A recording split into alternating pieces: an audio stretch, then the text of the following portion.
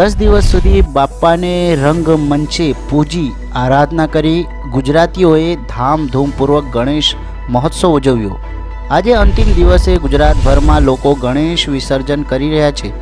ગુજરાતના 4 મોટા શહેરોમાં અમદાવાદ અને રાજકોટમાં ઢોલ નગારા સાથે ગણપતિ વિસર્જન કરવામાં આવી રહ્યું છે, જ્યારે સુરતમાં ડુમ્મસના દરિયે કૃત્રિમ તળાવમાં ભાવિકો ભાવભીની આંખે ગણપતિ વિસર્જન કરી રહ્યા છે।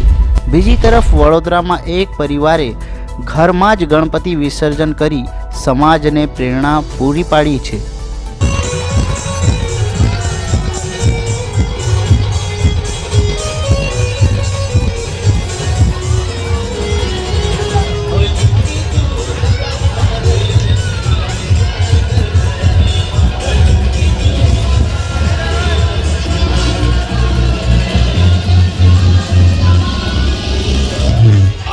Disco.